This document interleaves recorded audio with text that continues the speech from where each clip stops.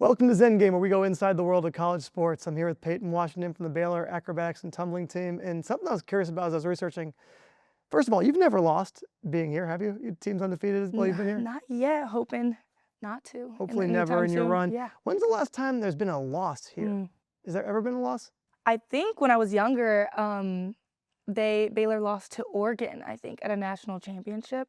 And I think after that loss is whenever And we don't even we remember. started that streak. You don't even remember not when that losing. was? No, I don't. Is there any time in your whole run here so far that you've been close to defeat?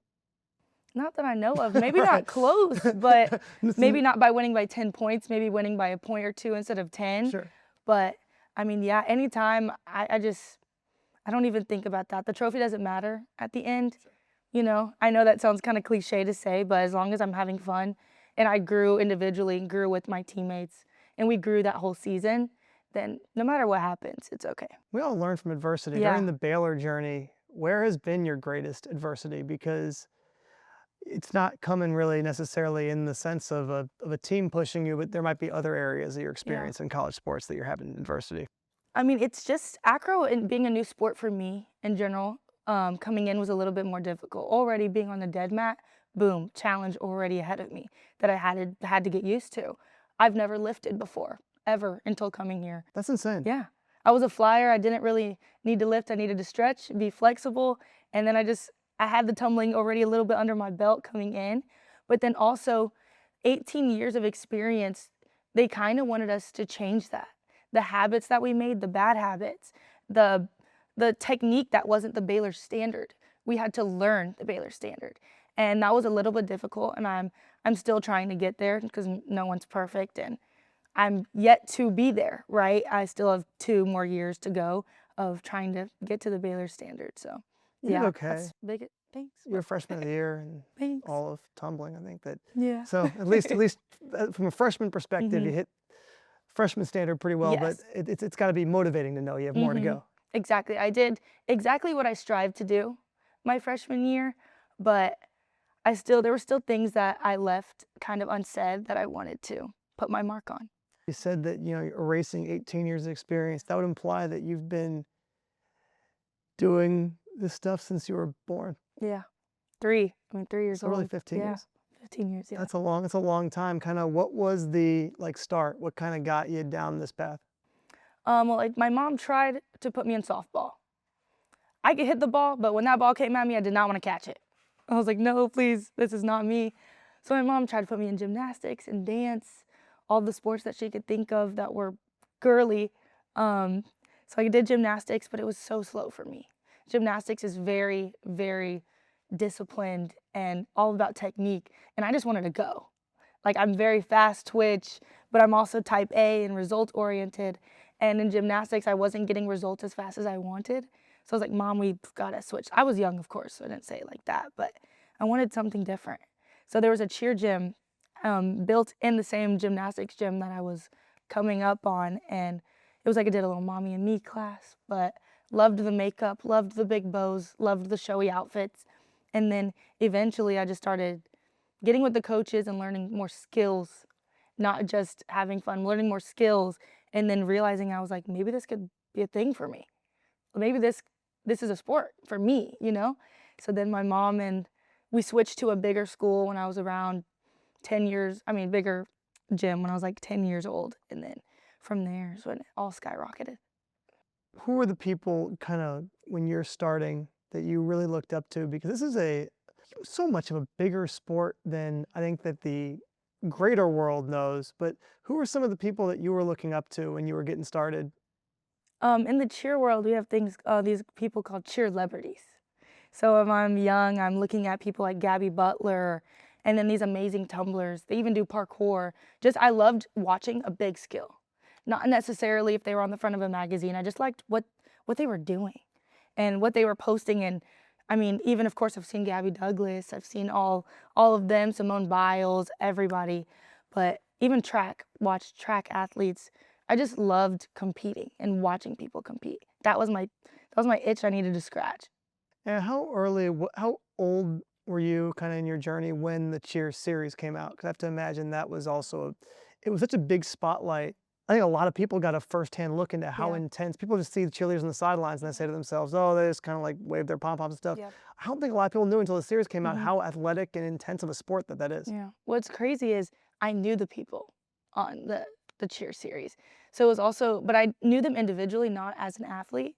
So it was actually kind of cool to see it from a different lens, different perspective, since I already knew these people, and I've also watched them growing up. You know, like Gabby Butler, watched her growing up. So it's just crazy to see. And then I was also in high school, so I didn't know what the college experience looked like. I didn't know if I was cheering then. I didn't know if acro was my route.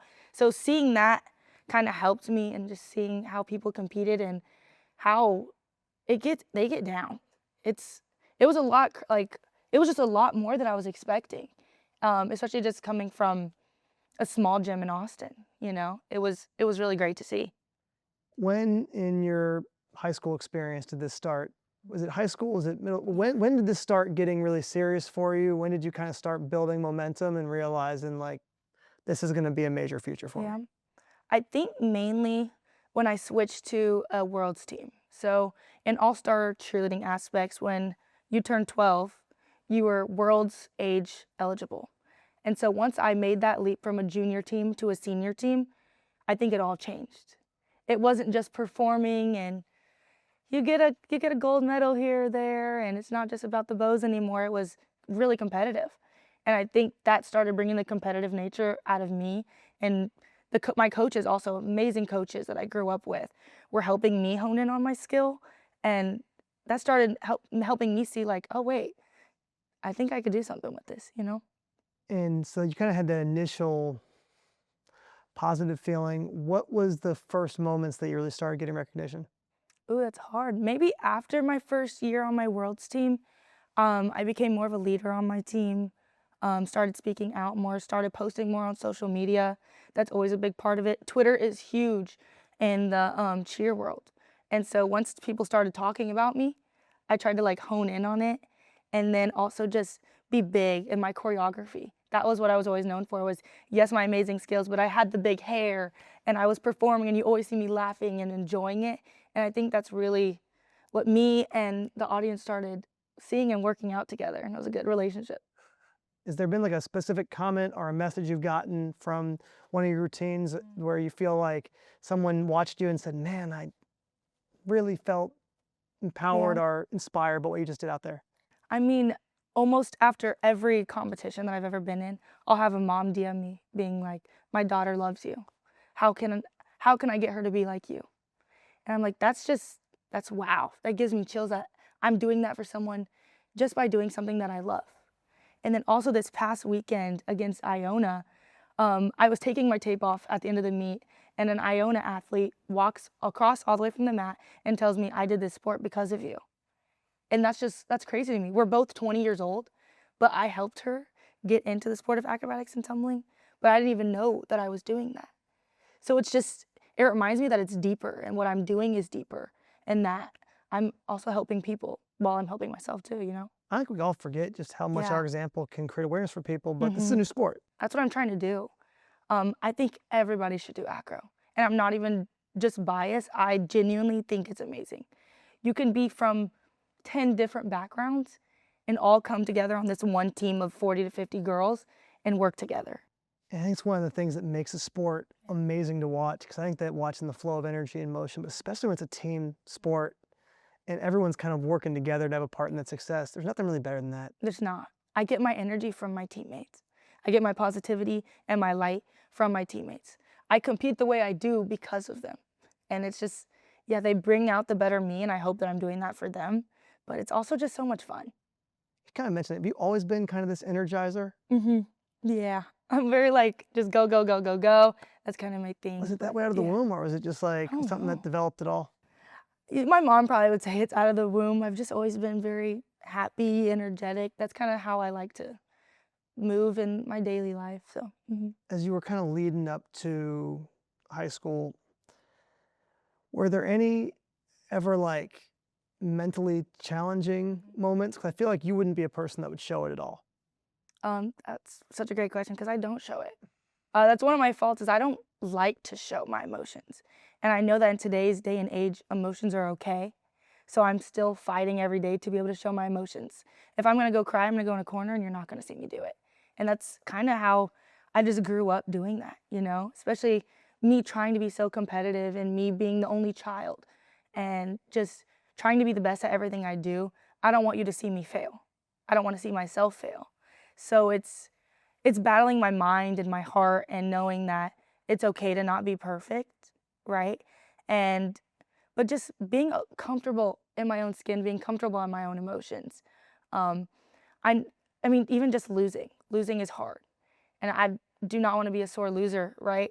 And just being able to learn from that and learn from that experience that it was okay to cry with my teammates. It's okay to be sad about a loss, but how is that going to build you and not break you was really important to me.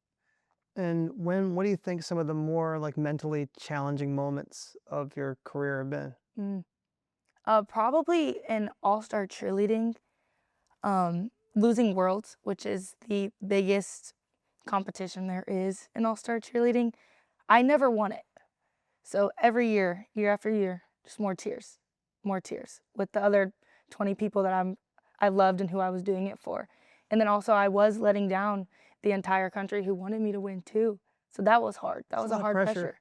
It's a Yeah. lot of pressure when you have all those people that are following hmm you, and that's the Yeah. reverse side of all the encouragement when you're getting all these Yeah. DMs and Twitter hmm messages and people before the meet hmm saying, "We're cheering you Yep. on, Peyton. You know it's your year this year. You've Yeah. got this. We can't wait till you win." And then you want to deliver that for them. Yeah.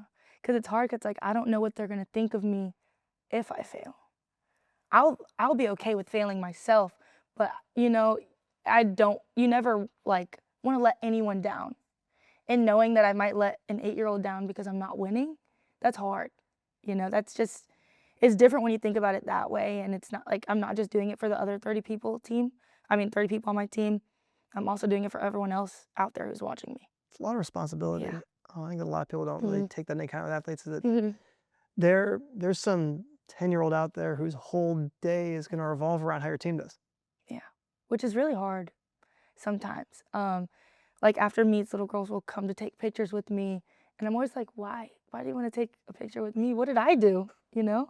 I'm just doing what I practice 5 days a week, you know? And then it's just kind of crazy to think that. Like that little girl that was me looking up to Gabby Butler. You know, that was me. And she could be in my place in 10 years. So if I can give her some little bit of joy and some little bit of wanting to do more and wanting to do something amazing with the gifts that God has given her, then I'm going to do that. Who's the craziest person you had to compete against where you started, 1 second you're, like you said, you're kind of looking up to some of these cheer celebrities, and the next thing you know, you kind of are one of them and you're competing with these people. Yeah. Probably in competitive cheerleading, it was like watching all these girls and then I was 12 going against 18-year-olds, you know? Yeah. And literally, like that's just how it was. And then like me knowing it was just crazy. SSX was a big rival for my team, Generals. It was like just going back and forth. We'd win this competition, they'd win the next. We'd win one, they'd win the next. It was just constantly like it was like just a pressure building up Was there through ever every any specific season. meet though where you had like someone on the opposing team where, Mm. or even on your own team that Mhm. just like you had watched for a long time and then Oh, Emily Bott. Me and Emily Bott never actually like met until like really in senior junior year when we went to a camp together, summer camp together. But of course, that's the person I watched. Like we followed each other. We'd be on magazines together, but never met. that's But wild. yeah, and it's crazy to think that we're on the exact same team now and we're working together. We were never against each other. But of course, being in the eyes of social media, Instagram, Twitter, and people comparing you, then it's just, but now it's like, girl, we're best friends. Like, I just want to see you succeed, you know? Who committed first? Ooh, I think I did just because it was like junior day, boom, committed, verbally committed. It was fast. I tried to get her to come here, I think. That's what I was curious about. Yeah. If either were part of the other person's Mhm. process. When we were at a summer camp called Woodward, I don't know if you know what that is. We were at a camp. I was like, yeah, Emily, do acro. Because I try to get everyone to do acro, but a lot of cheer people really want to stay in their comfort zone and not try something new. Especially dead mat's already scary. So them going to do college cheerleading is already a little bit like nerve-wracking, right? And then it's just something they're not comfortable with, branching out and challenging themselves. So I'm trying to do that all the time. And so you were successful in your recruiting Yes, I efforts. was. Yes. And how has it been having her as a teammate now? Oh my God, I love Barb. That's what we call her, Barbie. So I love Emily Bott so much. She's so sweet, and she's actually one of the funniest people I've talked to, because she's this quiet person. But then randomly, like random 2 minutes of practice, she'll just say something so funny, and then we'll just be dying laughing when we're supposed to be tumbling. And it's just, no, I love her. What's your favorite moment? Oh, a favorite moment from Emily. Um, Watching her dance. Like, she knew the whole LSU Tiger Girls dance from UCA Nationals last year and just whipped it out at practice. I was like, this girl's coming out of her shell. I didn't even, like, you know what I mean? She like barely talked, and now she's just doing the most random things. And she raps. She does a whole, she's so funny. Something that fascinated me about your kind of build up to this point is you have one of the most, from what I've heard, you have one of the most insane schedules Yeah. kind of down the stretch in high school Mm-hmm. I've ever heard of anybody having. Mm-hmm. You're taking classes. Yep. I think you're driving. I'm familiar from Round Rock. I Yes. lived in Austin for a bit. Oh, yeah. Very familiar. And you're driving all the way to Houston to train. And you're also, but the part in between all of that, you're student body president somehow too. Yeah, student council. But like how? I don't even really know. I mean, it all just kind of happened very quickly. I was in NHS, so National Honor Society. I was in HOSA, so Health Science Association for Students, student council president. I did track. I was also in school cheer at the same time, and then also trying to be a leader on my team in Houston as well, that many people didn't even know about in Round Rock. I kept all of my lives very separate when I look back at it. How did you find time to sleep? Oh, the drive home from practice. Did you Yeah. reach such a space of exhaustion when you were driving home that it just like you were just out like a light in the car? Oh, it was so, I love sleeping in a car. Something about a car gets me gone. Put on a little country music, really gonna sleep good. What's the most burnt out you felt? Definitely senior year, for sure. Not only was I in all of those clubs and my team, but I took on a bigger role on my team, being a leader. And that was just a different pressure that I hadn't experienced before. And that's what kept my mind racing at night. I only had a few hours to go to sleep, but it was harder to, you know? And it was just getting more and more difficult. And before you knew it, in April, I was tired. Like, I'm gonna be honest, Took I was all the tired. way till April. It's pretty amazing. Yeah. No, we made it that far, but I was tired, and I was really looking forward to coming to Baylor because of it. What do you think? Is there a day or like a week, a period of time, you talk about being April, but was like a specific day where you just really hit that edge? I don't know if it was a specific day, but I know after my accident, it was like kind of a sigh of relief. It was like, whoa, this was a big pause that I didn't know that was gonna happen in my life, but I think I needed it. I think in some ways, when all of that happened, that it was a like signal from something greater just to slow you Yes. down. No, that's exactly what I think it was. Still trying to talk to him about it and figure out why it all happened, but I was running really fast. I was doing a lot at a really young age.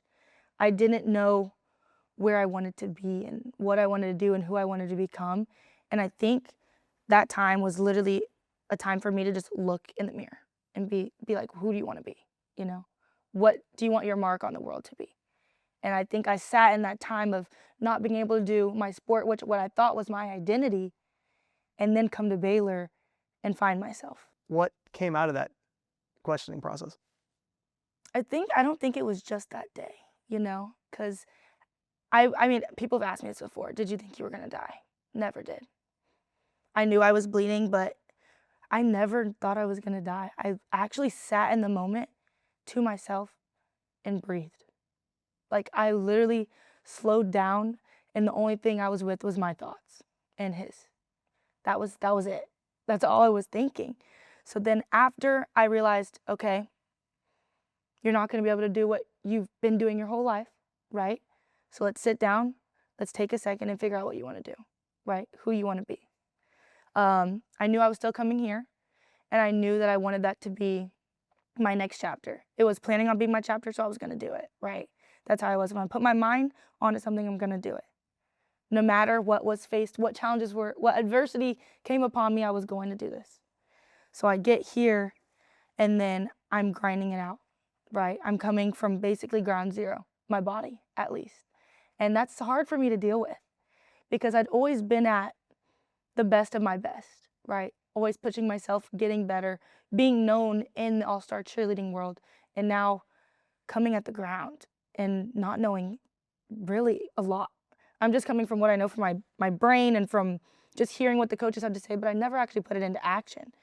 So then it was just a lot and a lot of work on myself, athletically, spiritually, and in my mind. But then once I realized that, okay, you can do this, then it all started just to be a lot laid out for me, a lot easier. And then I realized I wasn't really just trying to do it for myself anymore. You go from ground zero, have to relearn everything in your body to being All-American, Freshman of the Year, every accolade you probably possibly could have won. Like, what happens in between ground zero and all those accolades? A whole lot of work, honestly. Like I said, coming in from ground zero, I'd never lifted before already. And now I'm 90 pounds. So I didn't really know what that was going to look like. I didn't do a back handspring until I came here, which I've been doing a back handspring since I was 6 years old. So just thinking about looking at it like that, that's honestly insane. But it wasn't even just my work. It was my coaches and them building my body back to what it needed to do, and then me figuring out the mind piece. That was a big part of Do it. you think in some ways you were better because of it? Because Yes. because you had to build Yeah. from the ground up again, it actually helped you create the optimal acro version of you Yes. versus the cheer or track version? No, exactly, because I created a lot of bad habits in my tumbling and just different stuff like that from cheerleading, because you're on that spring floor. You can get away with a lot, but you can't get away with that in acro. So coming in from zero and them teaching me the basics of our sport, literally the very basics, going back to maybe skills that I was doing when I was 5, and them teaching me their way, the Baylor way, how to do it. It just built me. It built me to where I am today. But I'm still learning. So much further to go regarding acro, but we're starting at a good place. You mentioned that you had that process, you look in the mirror and you wanted to kind of find your identity. Where do you feel like that is right now? With God, genuinely. Some of my favorite parts of my week is at chapel. Just finding that time to breathe, because as a student athlete, there's not much. You have tutoring, you have practice, you have lift, you have class, you have any of the extracurriculars you're in, FCA, Bible study, anything, and then also going to football games at the weekend. You have so many parts of your life, and me getting to sit in chapel and just breathe and talk to him, talk to myself, and be mindful, that's a really big part for me now. Realizing that it is okay to breathe and not to be going 100 all the time and be racing all the time. So just slowing down, that's my identity now, is being in the moment. And then other thing is you've now become an advocate for gun violence. No, I have. I'm trying anything that I can do to help people is what I'm going to do. I only saw and dealt with a small part of it, and it's a lot bigger than me. So if I can help with being an advocate for that, I'm going to. What is it that you can say to people that we can do to make this better? I mean, I'm trying to spread awareness as a college athlete. I think we don't know a lot, right? We're only 18 to 22 years old. So I'm trying to teach, and I'm trying to show that these things are happening outside of Baylor and outside of our sports, you know? And then I went to the White House 2 times, and I talked to Doctors of America, and I told them that we need them. And just spreading awareness through social media. Social media can be hard, but it also can be a great tool. And we need to be able to use it. So being able to do all of that, and then just, keep pushing and do more. Do you have moments where you go out and you have advocacy Mm. and people come back with very hateful comments because it becomes a very Yeah. polarizing issue. Yeah, I mean, we are in Texas. So you could imagine, right? Yeah. Like for example, of course I'm gonna read the comments on when people post me when it all happened. I'll still look back at it every once in a while. For example, someone commented, "Oh, well, she was wearing no clothes, so she like deserved it, right?" Oh my God. But so it's just stuff like that, Hard to, right? that's hard to even. Especially when you don't know the whole story. That's what's so frustrating about it. Is some people don't know what's happening. So if I can be a voice for it, then I'm going to be. What's been your most powerful moment so far where you feel like you've gotten to make change since that moment's come? Because it's a powerful calling. Yeah. I mean, honestly, using my sport for sure. Because my sport, not only, if you looked at me and you watched me compete, you would never know. You would never know. So, I mean, just if you go on my page and you see everything I'm posting, and you see what happened to me, right? But then you look at my sport and how beautiful that is, and you put them together, and it's like, well, why would we want to do that to somebody when they could be doing such amazing things in life? I think what's beautiful is that we'd be here doing this interview today, regardless of whether or not that happened, because of all the other things you've done in the sport. Mm-hmm. So you're getting to be that great expression of yourself when you're on the mat. And after people get to watch that, then you get to go spread this message and let them Exactly. know that they might not have enjoyed that Yeah. and know gotten to be exactly. inspired by that if things go a little bit differently. And maybe even if they're not willing to admit that changes their mind, Yep. it might sit with them a little bit. Yeah. I'll make them think. That's what I'm trying to do. It's a very powerful thing. Mm-hmm.